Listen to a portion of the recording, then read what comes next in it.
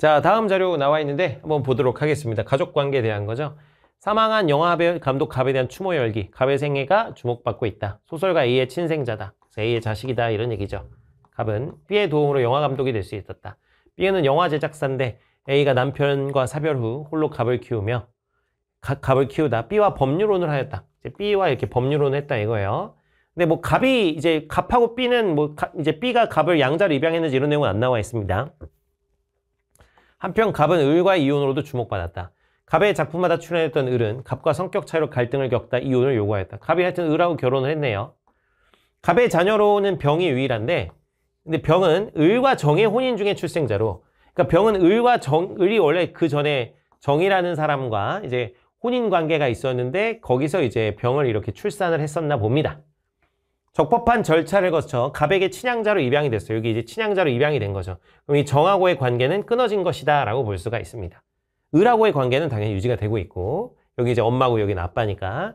그래서 이렇게 여기 을하고 정하고 이렇게 이혼을 해가지고, 을하고 정하고 이혼을 하고, 이제 갑하고 을이 사는데 이제 병이 같이 온 건데, 갑이 이제 친양자 입양을 해서 기존 아빠였던 정과의 관계는 끊어지게 된 이런 상황입니다.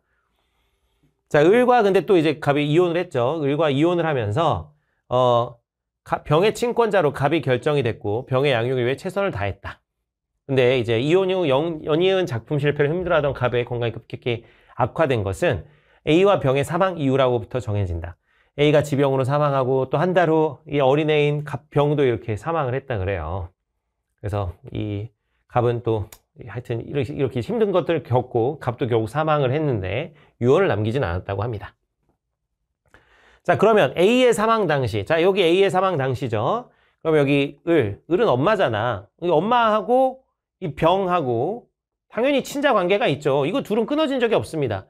갑이 친양자 입양을 해서 끊어진 건 병하고 정이 끊어진 거지. 이제 을하고 병은 끊어진 적이 없죠. 그래서 을과 병 사이에 친자 관계가 있다. 이제 이거는 맞는 이야기고.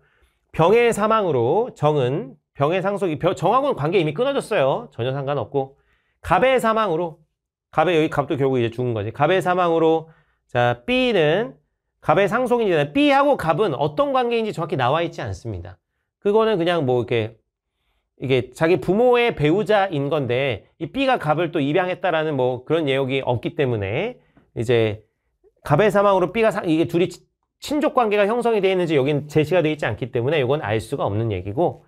4번 갑과 을의 이혼이 확정된 때부터 병은 갑의 친생자와 같은 지위를 가지게 된다 그러는데 아니죠. 친생자 같은 지위를 지니는 거 여기 친양자로 입양된 때 그렇습니다. 이혼이 확정된 때가 아니라 친양자로 입양된 때 이제 친생자 같은 지위를 갖게 되는 것이고.